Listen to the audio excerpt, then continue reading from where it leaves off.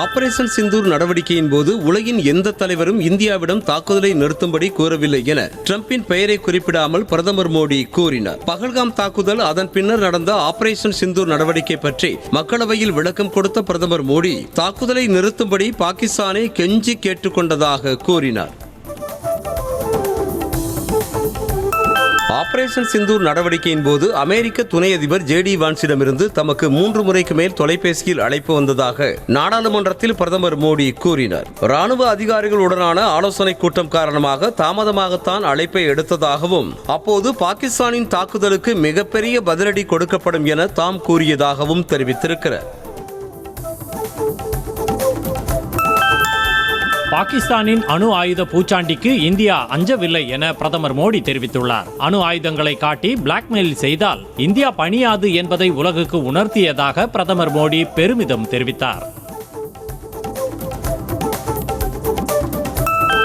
பாகிஸ்தானுக்கு சீனா எல்லா வகையிலும் உதவி செய்தது என்பது தெரிந்திருந்தும் பிரதமரோ பாதுகாப்புத்துறை அமைச்சரோ சீனா பற்றி ஒரு வார்த்தை பேசவில்லை என மக்களவை எதிர்க்கட்சித் தலைவர் ராகுல் காந்தி சாடியிருக்கிறார். அதேபோல இந்தியா பாகிஸ்தானிடையே அமைதி ஏற்படுத்தியதாக அமெரிக்க அதிபர் டொனால்ட் ட்ரம்ப் கூறிய கூற்றை பிரதமர் நேரடியாக மறுக்கவில்லை எனவும் கடுமையாக விமர்சித்திருக்கிறார்.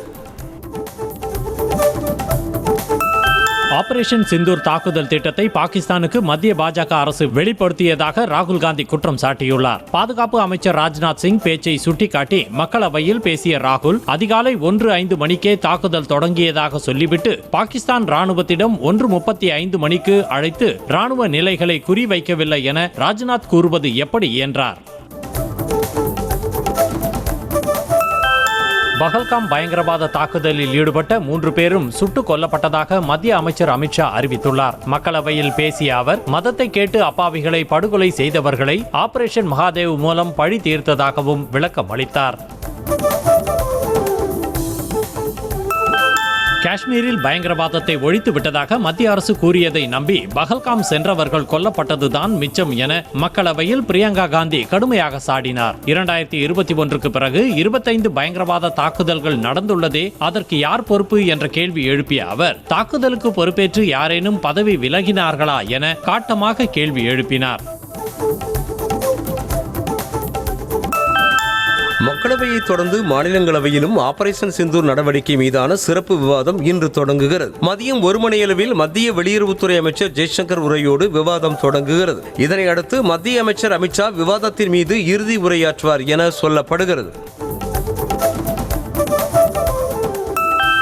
நாசா இஸ்ரேல் கூட்டு முயற்சியில் உருவாகியிருக்கும் நிசார் செயற்கைக்கோள் இன்று விண்ணில் பாய்கிறது. ஸ்ரீஹரிகோட்டாவில் உள்ள சதீஷ் தவான் ஏவுதளத்தில் இருந்து மாலை 5:40 மணிக்கு GSLV F-16 ராக்கெட் மூலம் விண்ணில் ஏவப்படுகிறது. 2392 கிலோ எடையுள்ள இந்த செயற்கைக்கோள் பூமியின் சுற்றுச்சூழல் அமைப்புகள், காலநிலை மாற்றம் குறித்த தகவல்களை வழங்கும்.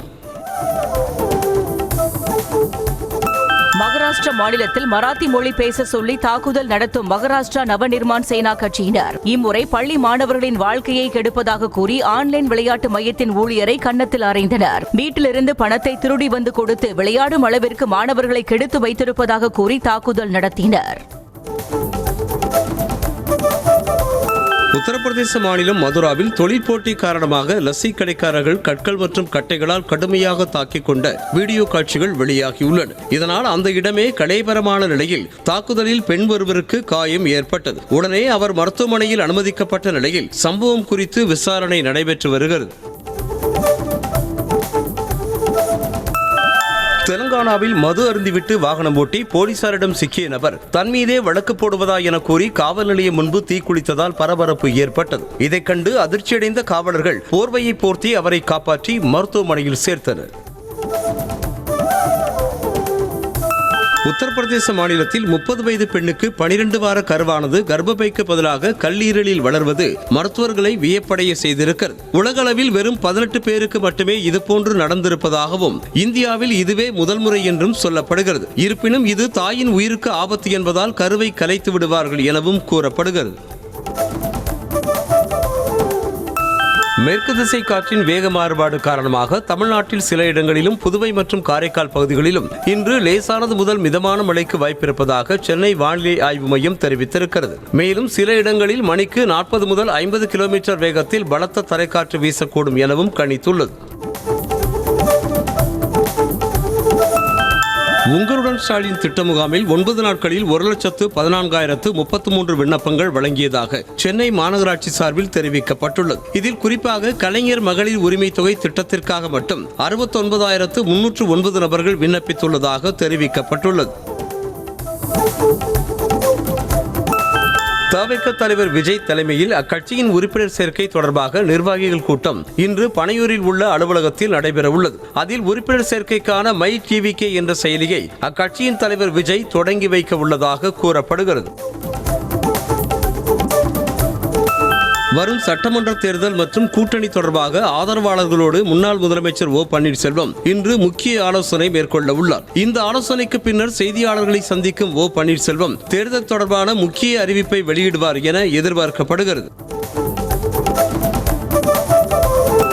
பெற்றோர்களை வயிறு எறிய வைத்தவர்கள் யாரும் வாழ்ந்தது கிடையாது என அன்புமணி குறித்து அமைச்சர் தாமோ அன்பரசன் சாடினார். சென்னை அடுத்த பரணிபுத்தூர் பகுதியில் உங்களுடன் ஸ்டாலின் திட்டத்தை தொடங்கி வைத்த பின்னர் செய்தியாளர்களிடம் பேசிய அவர் அப்பாவை நம்பாமல் ஒட்டு கேட்பதற்கு கருவி வைத்ததாக குற்றம் சாட்டினார். அரசு பள்ளி மாணவர்களுக்கான காலாண்டு அரையாண்டு தேர்வு தேதிகள் அறிவிக்கப்பட்டுள்ளது. அதன்படி செப்டம்பர் 18ஆம் தேதி அன்று காலாண்டு தேர்வுகள் தொடங்குவதாகவும் டிசம்பர் 15இல் அரையாண்டு தேர்வு தொடங்குவதாகவும் தெரிவிக்கப்பட்டுள்ளது. மேலும் 2025-2026 கல்வியாண்டிற்கான பொதுத் தேர்வு கால அட்டவணை அக்டோபர் மாதம் வெளியிடப்படும் என அறிவிக்கப்பட்டுள்ளது. மதுரை மாநகராட்சியில் வரி முறைகேடு விவகாரம் தொடர்பாக மேயர் பதவி விலக கோரி மாமன்ற கூட்டத்தில் கடும் அமளியில் ஈடுபட்ட அதிமுக கவுன்சிலர்கள் வெளியேற்றப்பட்டதால் பரபரப்பு ஏற்பட்டது. முன்னதாக மதுரை மேயர் இந்திராணி தலைமையில் நடைபெற்ற மாமன்ற கூட்டத்திற்கு கருப்பு உடையணிந்து அதிமுக கவுன்சிலர்கள் பங்கேற்றனர். மடப்புரம் கோயில் காவலாளி அஜித்குமார் கொலை வழக்கில் திருட்டு புகார் அளித்த நிகிதா தனது தாயாரோடு மதுரை சிபிஐ அலுவலகத்தில் 2வது முறையாக ஆஜரானார். திருமங்கலத்தைச் சேர்ந்த கல்லூரி பேராசிரியை நிகிதா அவரது தாயார் சிவகாமி ஆகியோரிடம் நகையை எங்கு வைத்து கலற்றினார்கள், என்ன மாதிரியான நகைகள், நகைக்கான ரசீது உள்ளிட்டவை குறித்து அதிகாரிகள் 6 மணி நேரம் விசாரணை நடத்தினர். சென்னை காசிமேடு பகுதியைச் சேர்ந்த மீனவர் மாயமானதாக புகார் எழுந்த நிலையில் போலீசார் தன்னை பிடித்து விசாரணை என்ற பெயரில் கொடுமைப்படுத்தியதாக பாதிக்கப்பட்ட மீனவர் குற்றம் சாட்டியுள்ளார். மாயமானதாக கூறப்பட்ட மீனவர் பிரபு திரும்பிவிட்ட நிலையில் கைது செய்யப்பட்ட முத்து அடித்து துன்புறுத்தப்பட்டு விடுவிக்கப்பட்டதாக புகார் தெரிவித்துள்ளார். ஆரம்பாக்கம் சிறுமி பாலியல் வன்கொடுமை வழக்கில் கைது செய்யப்பட்ட விஸ்வகர்மாவை 4 நாட்கள் காவலில் வைத்து விசாரிக்க திருவள்ளூர் நீதிமன்றம் போலீசாருக்கு அனுமதி வழங்கப்பட்டது. முன்னதாக திருவள்ளூர் நீதிமன்ற நீதிபதி முன்பு விஸ்வகர்மா ஆஜர்படுத்தப்பட்ட போது முகத்தை கைகளால் மூடிக்கொண்டு கண்ணீர் விட்டு கதறினான். நெல்லையில் ஆணவ படுகொலை செய்யப்பட்ட கவின்குமாரின் தந்தையிடம் செல்போனில் தொடர்பு கொண்டு விசிக தலைவர் திருமாவளவன் ஆறுதல் கூறினார். டெல்லியில் நாடாளுமன்ற கூட்டத்தில் பங்கேற்றுள்ள திருமாவளவன் அங்கு இருந்தபடியே தன்னிடம் பேசியதாக கவின்குமாரின் தந்தை செய்தியாளர்களிடம் தெரிவித்திருக்கிறார். திருப்பூர் மாவட்டம் தாராபுரத்தில் சென்னை உயர்நீதிமன்ற வழக்கறிஞர் கொலை செய்யப்பட்ட வழக்கில் கைது செய்யப்பட்ட 6 பேரையும் ஆகஸ்ட் 12ஆம் தேதி வரை நீதிமன்ற காவலில் வைக்க நீதிபதி உத்தரவிட்டிருக்கிறார். சொத்து தகராறு காரணமாக வழக்கறிஞர் முருகானந்தம் கொலை செய்யப்பட்ட நிலையில் அவரது சித்தப்பா தண்டபாணி மற்றும் 5 கூலிப்படையினர் கைது செய்யப்பட்டனர். கார்கில் போரில் வெற்றி பெற்றதன் 26வது ஆண்டை கொண்டாடும் விதமாக சென்னை ராஜாஜி சாலையில் உள்ள போர் நினைவு சின்னத்தில் ஒளி ஒலி கண்காட்சி நடைபெற்றது. இந்திய சுதந்திர வரலாறு, பண்டைய தமிழ் வரலாறு, சேர சோழ பாண்டியர்களின் போர்த்திறன் உள்ளிட்டவை காட்சிப்படுத்தப்பட்டன. சென்னையில் முதல் முறையாக ஒளி ஒலி கண்காட்சி நடைபெற்றது குறிப்பிடத்தக்கது. ஒன்றுக்கும் மேற்பட்ட தனியார் பொறியியல் கல்லூரிகளில் பணிபுரியும் ஆசிரியர்கள் மீது நடவடிக்கை எடுப்பது குறித்து சிண்டிகேட் கூட்டத்தில் முடிவெடுக்கப்படும் என அண்ணா பல்கலைக்கழகம் தெரிவித்திருக்கிறது. 2024-25ஆம் ஆண்டுக்குரிய அங்கீகாரம் பெறுவதற்கு கல்லூரிகள் விண்ணப்பித்த போது 470 போலி பேராசிரியர்கள் இருந்தது கண்டுபிடிக்கப்பட்டதாக தெரிவிக்கப்பட்டுள்ளது. மதுரையில் நடைபெறவுள்ள தமிழக வெற்றிக் கழக மாநில மாநாட்டையொட்டி மேற்கொள்ளப்பட்டு வரும் முன்னேற்பாட்டு பணிகள் குறித்து அக்கட்சியின் பொதுச் செயலாளர் புஷி ஆனந்த் நேரில் சென்று பார்வையிட்டு ஆய்வு செய்தார். தமிழக வெற்றிக் கழக 2வது மாநில மாநாடு ஆகஸ்ட் 25ஆம் தேதி மதுரையில் நடைபெறும் என அக்கட்சி தலைவர் விஜய் அறிவித்திருந்தார். புதுச்சேரியில் வேலைநிறுத்த போராட்டத்தில் ஈடுபட்ட அரசு சாலை போக்குவரத்து கழக ஊழியர்களோடு முதலமைச்சர் ரங்கசாமி நடத்திய பேச்சுவார்த்தை தோல்வியில் முடிவடைந்தது. கடந்த 2015ஆம் ஆண்டு முதல் போக்குவரத்து கழகத்தில் பணியாற்றி வரும் ஒப்பந்த ஊழியர்களை பணி நிரந்தரம் செய்யும் வரை போராட்டம் தொடரும் என போராட்டக் குழுவினர் தெரிவித்துள்ளனர். திருப்பூர் மாவட்டம் சாமலாபுரம் அருகே மாநகராட்சி குப்பை கழிவுகளை செயல்படாத கல்குவாரிகளில் கொட்டுவதற்கு எதிர்ப்பு தெரிவித்து பெத்தாம்புஜிபாளையம் கிராமத்தில் பொதுமக்கள் சாலை மறியலில் ஈடுபட்டனர். மறியலில் ஈடுபட்டவர்களை போலீசார் வலுக்கட்டாயமாக இழுத்து வேனில் ஏற்றிய போது பெண் ஒருவர் மயங்கி விழுந்ததால் பரபரப்பு ஏற்பட்டது. அரியலூர் மாவட்டம் ஜெயங்கொண்டம் தாசில்தார் அலுவலகத்தில் செல்போனை பிடுங்கி உடைத்து எறிந்ததாக மண்டல துணை தாசில்தார் மீது காவல் நிலையத்தில் பெண் புகார் அளித்திருக்கிறார். தனது பட்டாவில் சேர்க்கப்பட்டுள்ள மற்றவர்களின் பெயர்களை நீக்க கோரிய மனு மீது நடவடிக்கை எடுக்காமல் அலைக்கழிக்கப்படுவதாக குற்றம் சாட்டி ஆக்ரோஷமாக பேசிய பெண்ணின் வீடியோ சமூக வலைதளங்களில் வைரலானது. திருப்பத்தூர் மாவட்டம் வாணியம்பாடியை அடுத்த கணவாய்ப்புதூர் பகுதியில் கருத்து வேறுபாடு காரணமாக கணவர் மனைவி பிரிந்த நிலையில் மருமகள் வீட்டிற்குள் புகுந்து மாமியாரை சரமாரியாக தாக்கிய சிசிடிவி காட்சிகள் வெளியாகியுள்ளன. செல்வம் என்பவரின் மனைவி தெய்வானை பிரிந்து சென்ற நிலையில் அதற்கு காரணம் மாமியார் என கூறி தாக்கியதாக கூறப்படுகிறது. திருவாரூரில் இருந்து நாகலூருக்கு பேருந்து இயக்கவில்லை என கூறி பொதுமக்கள் பேருந்தை வழிமறித்து போராட்டத்தில் ஈடுபட்டதால் சிறிது நேரம் பரபரப்பு ஏற்பட்டது. அப்போது வந்த காவலரிடம் பொதுமக்கள் சரமாரியாக கேள்வி எழுப்பி வாக்குவாதத்தில் ஈடுபட்டதால் பேருந்திற்காக காத்திருந்த பயணிகள் கடும் அவதி அடைந்தனர். தூத்துக்குடியில் கல்லூரி மாணவி தூக்கிட்டு தற்கொலை செய்து கொண்ட நிலையில் கொலை வழக்காக பதிவு செய்து மாணவரை கைது செய்ய கோரி உறவினர்கள் காவல் நிலையத்தை முற்றுகையிட்டதால் பரபரப்பு ஏற்பட்டது. முத்தையாபுரம் ராஜீவ் நகரைச் சேர்ந்த கல்லூரி மாணவரோடு தர்ஷினி பழகி வந்ததாக கூறப்படும் நிலையில் திடீரென தூக்கிட்டு தற்கொலை செய்து கொண்டார். தருமபுரி மாவட்டம் சின்னத்தடங்கம் பகுதியில் முன்விரோதம் காரணமாக மது பாட்டிலில் விஷம் கலந்து பக்கத்து நில உரிமையாளரை கொல்ல முயன்றதாக இருவரை போலீசார் கைது செய்தனர். கடந்த 25ஆம் தேதி சடகோபன் தனக்கு சொந்தமான நிலத்தில் கிடைத்த மதுவை அவரது நண்பர்கள் இருவரோடு அருந்திய நிலையில் 3 பேரும் உடல்நலம் பாதிக்கப்பட்டு மருத்துவமனையில் அனுமதிக்கப்பட்டனர். மதுரை மாவட்டம் பெருங்குடியில் கடந்த 27ஆம் தேதி ரவுடி கருமலை கொலை செய்யப்பட்ட வழக்கில் 2 சிறார்கள் உட்பட 6 பேரை போலீசார் கைது செய்தனர். ரகசிய தகவலின் பேரில் வளையப்பட்டி பகுதியில் தலைமறைவாக இருந்த முகமது அல்டாப் மற்றும் சிறுவனை கைது செய்த போலீசார் அவர்களிடம் விசாரணை நடத்தி பதுங்கியிருந்த சிவா, பாலமுருகன், முத்துமணி மற்றும் ஒரு சிறுவனையும் கைது செய்து சிறையில் அடைத்தனர். தென்காசி பகுதியில் திமுக மாவட்ட செயலாளருக்கு எதிராக ஒட்டப்பட்டுள்ள சுவரொட்டிகளால் பரபரப்பு ஏற்பட்டது. தெற்கு மாவட்ட செயலாளராக பணியாற்றி வரும் ஜெயபாலன் தேவேந்திரகுல வேளாளர் சமுதாயத்தைச் சேர்ந்த நிர்வாகிகளிடம் மாற்றான் தாய் மனப்பான்மையோடு நடந்து கொள்வதாக குற்றம் சாட்டி சுவரொட்டிகள் ஒட்டப்பட்டுள்ளன. சிவகங்கை மாவட்டம் திருப்பத்தூரில் அதிமுக பொதுச் செயலாளர் எடப்பாடி பழனிசாமியை வரவேற்பதற்காக பறக்கவிட்ட பிரம்மாண்டமான பலூனை போலீசார் அகற்ற முயன்றதால் பரபரப்பு ஏற்பட்டது. எடப்பாடி பழனிசாமியை வரவேற்க அனுமதியின்றி பலூன் பறக்கவிடப்பட்டதாக கூறப்படும் நிலையில் அதனை அகற்ற அக்கட்சியின் முன்னாள் எம்எல்ஏ உமாதேவன் கடும் எதிர்ப்பு தெரிவித்தார். கரூர் மாவட்டம் பள்ளப்பட்டியில் 10 வயது சிறுவனை வெறிநாய் கடித்த பகீர் சம்பவத்தின் எதிரொலியாக அப்பகுதியில் சுற்றித் திரியும் தெருநாய்களுக்கு நகராட்சி சார்பில் தடுப்பூசி செலுத்தும் பணி விறுவிறுப்பாக நடைபெற்று வருகிறது. இந்த பணியை பள்ளப்பட்டி நகராட்சி ஆணையர் ஆர்த்தி மற்றும் நகராட்சி தலைவர் ஜான் ஆகியோர் நேரில் ஆய்வு செய்தனர். புதுச்சேரியில் சுமார் 15 கோடி ரூபாய்க்கு விற்க முயன்ற 7 கிலோ திமிங்கல எச்சத்தை பறிமுதல் செய்த விழுப்புரம் நுண்ணறிவு பிரிவு போலீசார் ஒருவரை கைது செய்து புதுச்சேரி திருபுவனை போலீசாரிடம் ஒப்படைத்தனர். புதுச்சேரி விழுப்புரம் எல்லையில் திமிங்கல எச்சத்தை விற்க மாயகிருஷ்ணன் என்பவர் பேரம் பேசுவதாக தகவல் கிடைத்த நிலையில் விரைந்து சென்ற போலீசார் அவனை கைது செய்தனர். திருவாரூர் கரூர் அருகே பணம் கொடுக்கல் வாங்கல் பிரச்சனையில் இளைஞரை தாக்கிய பாஜக மாவட்ட பொதுச் செயலாளர் உட்பட 2 பேர் மீது வழக்கு பதிவு செய்யப்பட்டுள்ளது. வடபாதி மங்கலத்தைச் சேர்ந்த புகழ் என்பவரிடம் திலீபன் என்பவர் 80 லட்சம் ரூபாய் வாங்கிய நிலையில் அதனை திருப்பி கொடுக்காததால் ஏற்பட்ட தகராறில் பாஜக மாவட்ட பொதுச் செயலாளர் சங்கர் மற்றும் அவருடைய நண்பர் சேர்ந்து தாக்கியதாக கூறப்படுகிறது.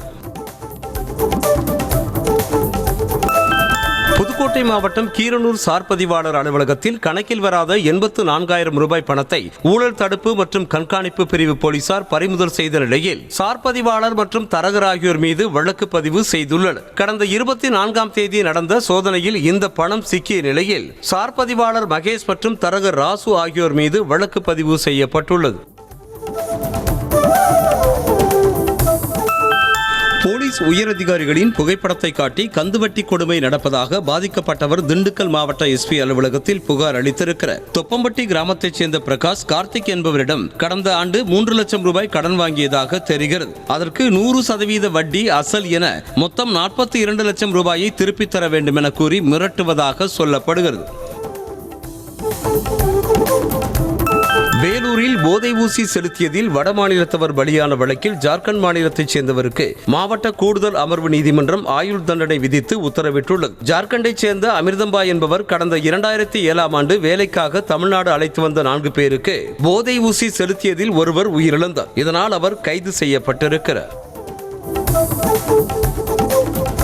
சென்னை காசிமேட்டில் தனியாக அமர்ந்து மது அருந்திய நபரை சரமாரியாக குத்தி கொலை செய்த 5 பேர் கொண்ட கும்பலை போலீசார் தேடி வருகின்றனர். இந்திராநகர் பகுதியைச் சேர்ந்த ஸ்ரீதர் காசிமேடு பழைய ஏலக்கூடம் கடற்கரை பகுதியில் ஃபைபர் படகில் அமர்ந்து மது அருந்திய போது அடையாளம் தெரியாத நபர்கள் கொலை செய்துவிட்டு தப்பியுள்ளனர். நம்பர் 1 டோல்கேட் பகுதியில் 24 மணி நேரமும் கூடுதல் விலைக்கு மது விற்பனை நடைபெற்று வரும் நிலையில் போலீசார் கண்டும் காணாமல் இருப்பதாக குற்றச்சாட்டு எழுந்துள்ளது. மது பாட்டில்கள் 100 ரூபாய் கூடுதல் கட்டணத்திற்கு விற்பனை செய்யப்படும் நிலையில் சம்பந்தப்பட்ட அதிகாரிகள் நடவடிக்கை எடுக்க வேண்டும் என கோரிக்கை எழுந்துள்ளது. நெல்லை மாவட்டம் மூலக்கரைப்பட்டி அருகே 400 போதை மாத்திரைகளோடு சிக்கிய இளைஞரை போலீசார் கைது செய்தனர். விசாரணையில் மூலக்கரைப்பட்டி அம்பலம் பகுதியைச் சேர்ந்த ஜோசப் என்பது தெரியவந்த நிலையில் தொடர்ந்து போலீசார் விசாரணை மேற்கொண்டு வருகின்றனர்.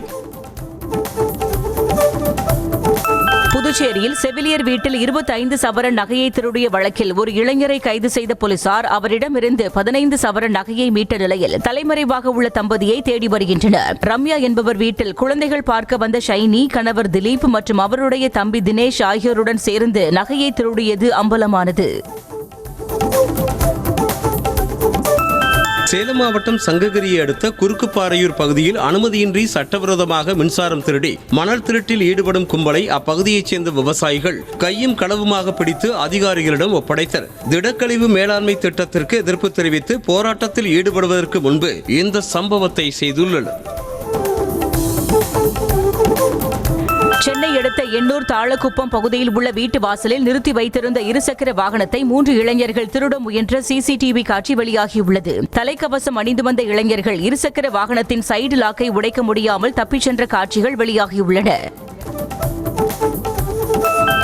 தனிநபர் ஆக்கிரமிப்பில் உள்ள நிலத்தை மீட்க கோரியும் தமிழ்நாடு வக்ஃபு வாரியத்தை கண்டித்தும் தொடர்ந்து உண்ணாவிரத போராட்டத்தில் ஈடுபட உள்ளதாக திருவாரூர் மாவட்டம் கூத்தாநல்லூர் பெரிய பள்ளிவாசல் நிர்வாகிகள் தெரிவித்தனர். வக்ஃபுவுக்கு சொந்தமான 7180 சதுர அடி நிலத்தை தனிநபர் ஆக்கிரமித்து வாடகைக்கு விட்டுள்ளதாக கூறப்படுகிறது.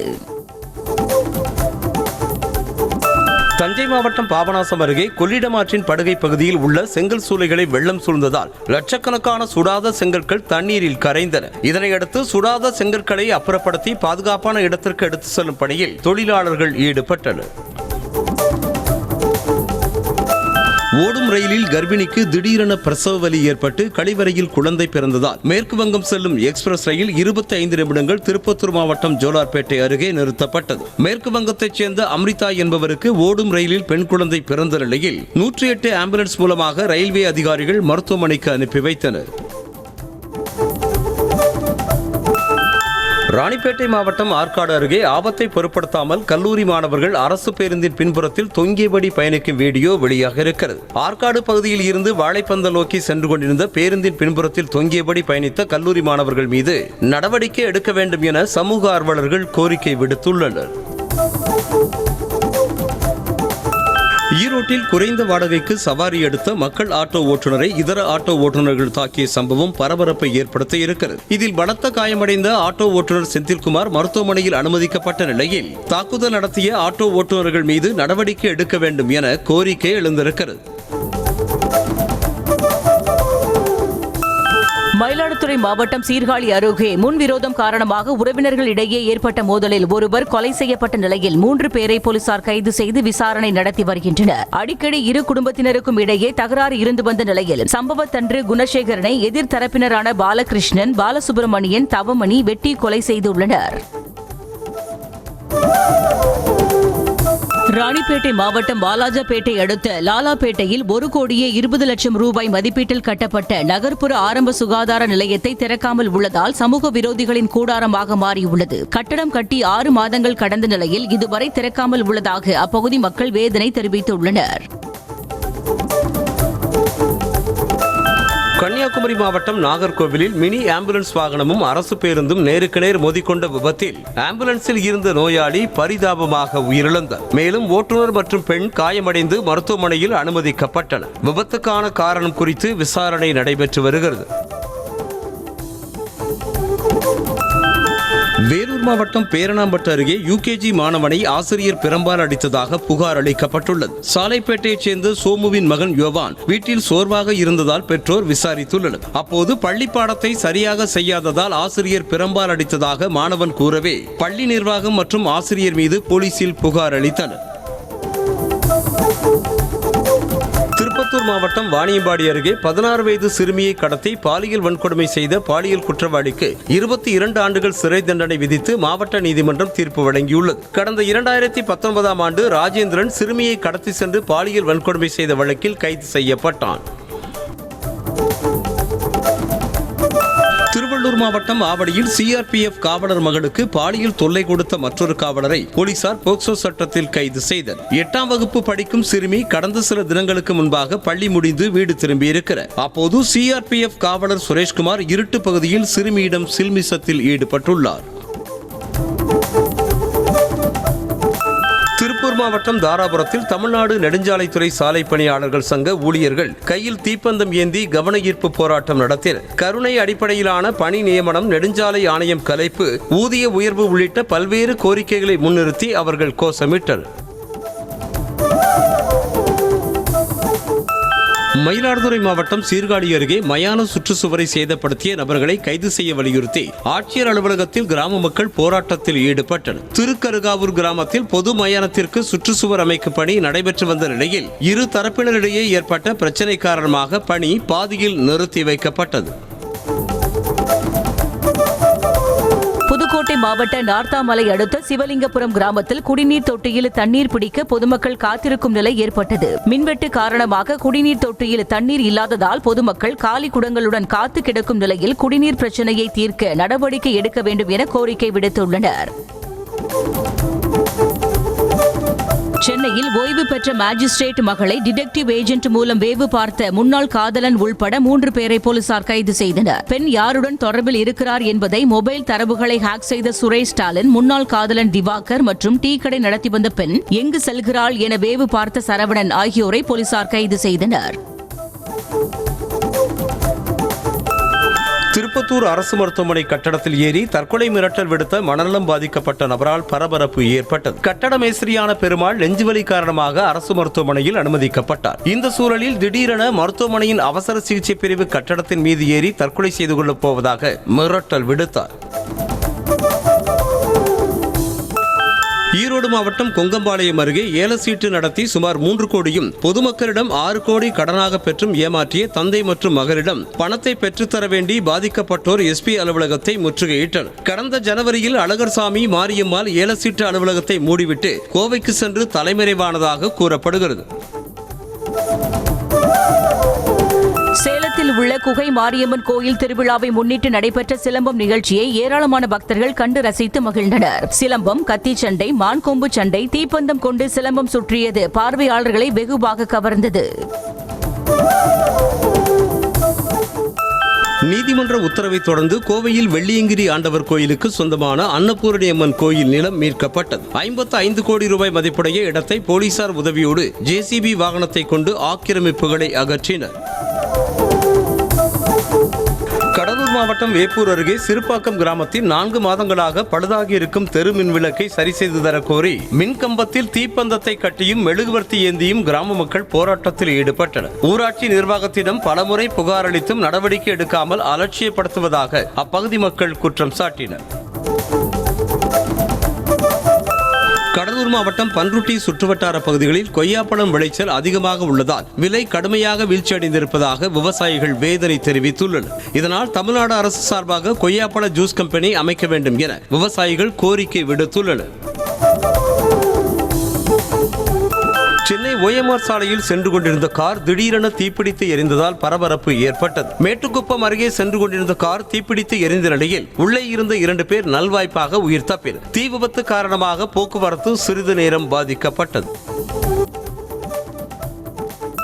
தஞ்சை மாவட்டம் திருப்பாலைத்துறை பாலைவனநாதர் கோயில் அருகே வீடு ஒன்று திடீரென தீப்பற்றி எரிந்ததால் பரபரப்பு ஏற்பட்டது. சன்னதி தெருவில் லோகநாதன் என்பவர் தனது வீட்டில் மளிகை கடை நடத்தி வந்த நிலையில் வீட்டிற்குள் இருந்த டிவி, கட்டில், பீரோ உள்ளிட்ட பொருட்கள் தீப்பிடித்து எரிந்து சேதமடைந்தன.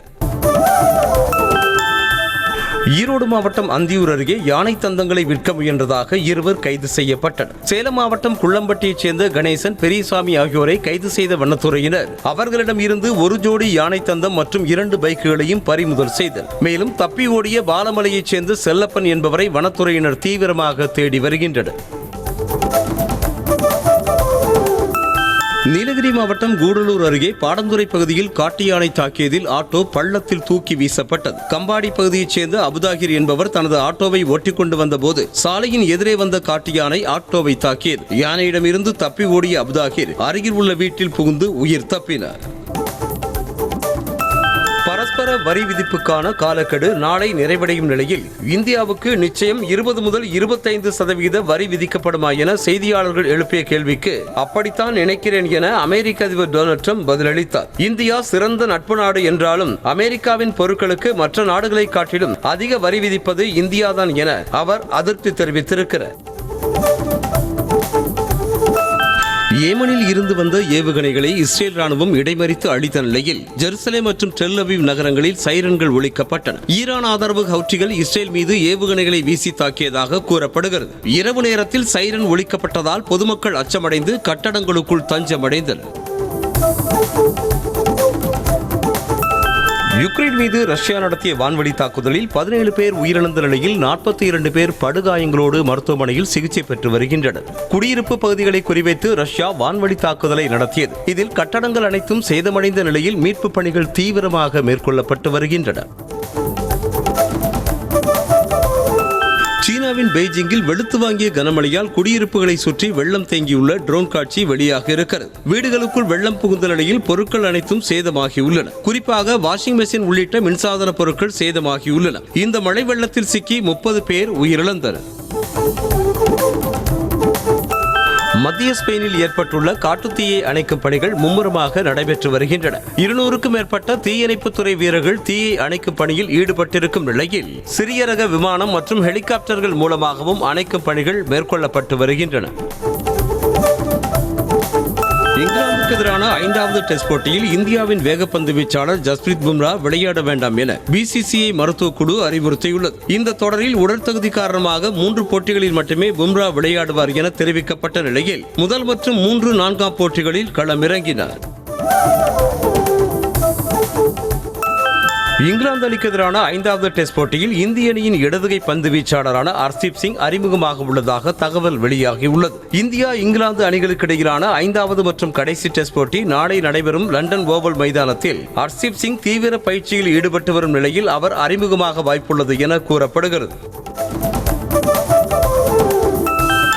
இந்திய கிரிக்கெட் அணியின் தலைமை பயிற்சியாளர் கௌதம் கம்பீர் ஓவல் மைதான ஆடுகள பராமரிப்பாளரோடு வாக்குவாதத்தில் ஈடுபட்ட வீடியோ வெளியாக இருக்கிறது. இந்திய வீரர்கள் மைதானத்தில் பயிற்சி மேற்கொண்ட போது மைதானத்தை பயிற்சியாளர்கள் மற்றும் வீரர்கள் ஆய்வு செய்ததாக கூறப்படுகிறது. அதற்கு மைதான பராமரிப்பாளர் எதிர்ப்பு தெரிவித்ததால் வாக்குவாதம் ஏற்பட்டது. தனது மகன் சிறப்பாக விளையாடிய போதிலும் தொடர்ச்சியாக வாய்ப்பு வழங்கப்படவில்லை என வாஷிங்டன் சுந்தரின் தந்தை தனது ஆதங்கத்தை வெளிப்படுத்தியுள்ளார். 1 அல்லது 2 போட்டிகளில் சரியாக விளையாடவில்லை என்றால் தனது மகன் அணியிலிருந்து நீக்கப்படுவதாகவும் வேறு எந்த வீரருக்கும் இந்த மாதிரியான அணுகுமுறை பின்பற்றப்படுகிறதா என்றும் கேள்வி எழுப்பியுள்ளார். யூரோ 2025 சாம்பியன்ஷிப் கால்பந்து போட்டியில் இங்கிலாந்து மகளிர் அணி வெற்றி பெற்ற நிலையில் மத்திய லண்டனில் ரசிகர்கள் கொண்டாட்டத்தில் ஈடுபட்டனர். கால்பந்து இறுதிப் போட்டியில் பெனால்டி சூட்டவுட்டில் 3-1 என்ற கோல் கணக்கில் சாம்பியனான ஸ்பெயினை வீழ்த்தி இங்கிலாந்து மகளிர் அணி வெற்றி பெற்றது. எஸ்டோனியா அணிக்கு எதிரான சர்வதேச T20 போட்டியில் 8 பந்துகளில் 5 விக்கெட்டுகளை வீழ்த்தி பின்லாந்து பவுலர் மகேஷ் தாம்பே உலக சாதனை படைத்திருக்கிறார். இதுவரை 10 பந்துகளில் 5 விக்கெட்டுகளை வீழ்த்தியதே உலக சாதனையாக இருந்த நிலையில் மகேஷ் தாம்பே அதனை முறியடித்திருக்கிறார். AR முருகதாஸ் இயக்கத்தில் சிவகார்த்திகேயன் நடிப்பில் வெளியாகும் மதராசி திரைப்படத்தின் ஃபர்ஸ்ட் சிங்கிள் ப்ரோமோவை படக்குழு வெளியிட்டுள்ளது. இந்த திரைப்படத்தில் விக்ராந்த், பிஜு மேனன், டான்சிங் ரோஸ் சபீர் ஆகியோர் முக்கிய கதாபாத்திரங்களில் நடித்துள்ளனர்.